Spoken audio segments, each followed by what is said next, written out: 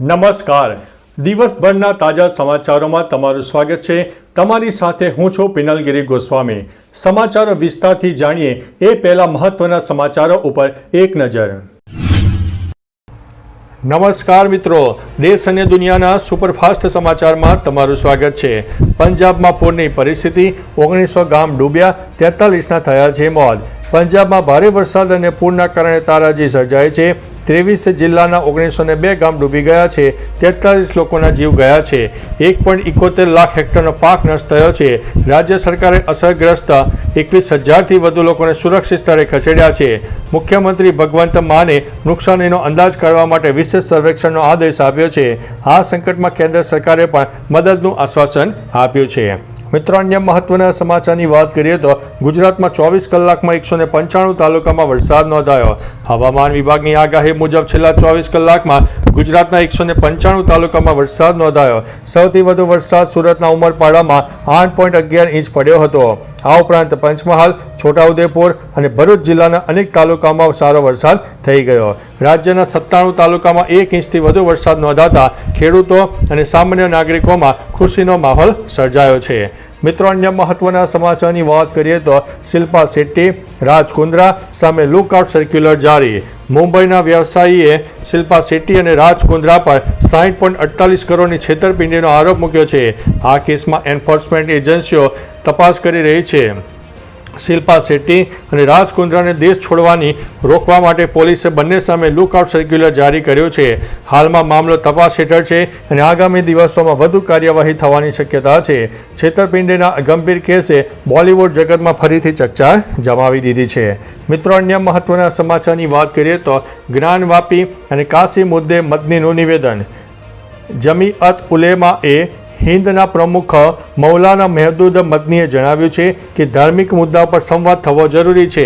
તેમણે RSS પ્રમુખ મોહન ભાગવતના જ્ઞાનવાપી, કાશી અને મથુરા સંબંધિત નિવેદનનું સ્વાગત કર્યું અને કહ્યું કે મતભેદો વાતચીત દ્વારા ઉકેલવા જોઈએ.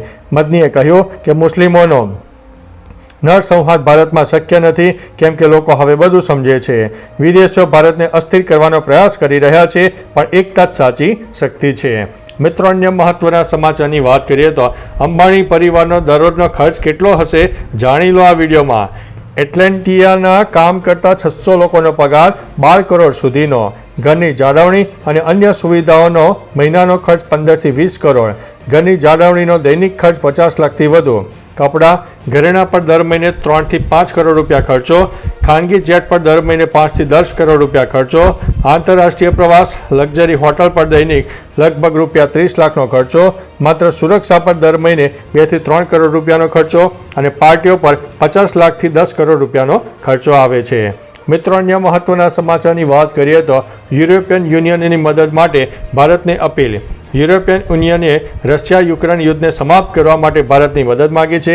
યુરોપિયન કાઉન્સિલ અને યુરોપિયન કમિશનના અધ્યક્ષોએ PM મોદીને ફોન કરીને શાંતિ માટે મધ્યસ્થતા કરવાની અપીલ કરી. આ ચર્ચા દરમિયાન મોદીએ સ્પષ્ટ કર્યું છે કે ભારત હંમેશા આ સંઘર્ષના શાંતિપૂર્ણ ઉકેલ માટે પ્રતિબદ્ધ રહ્યું છે અને આગળ પણ સંવાદ અને રાજનૈતિક પ્રયત્નોથી સ્થાયી શાંતિ સ્થાપવા માટે સક્રિય રહેશે.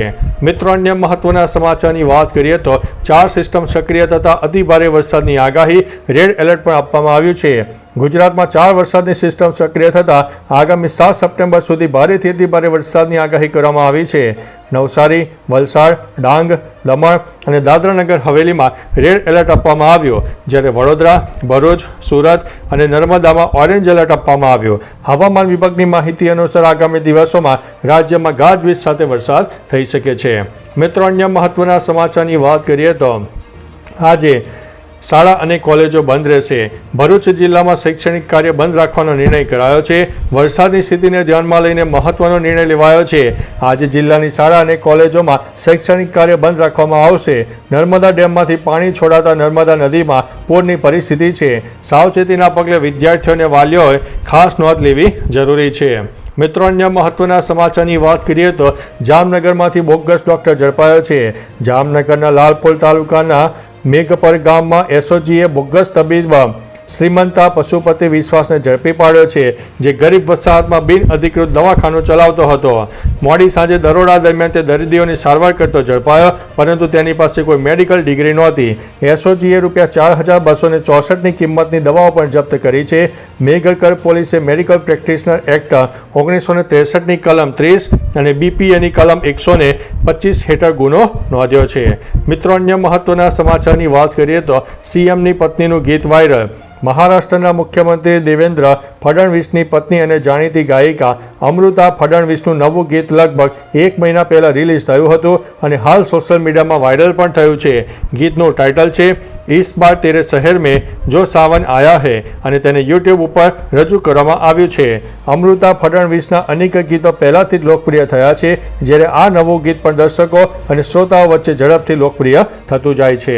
તો ચાલો મિત્રો, ફરીથી દેશ અને દુનિયાના સુપરફાસ્ટ સમાચાર લઈને મળતા રહીશું. ત્યાં સુધી અમને રજા આપશો. નમસ્તે.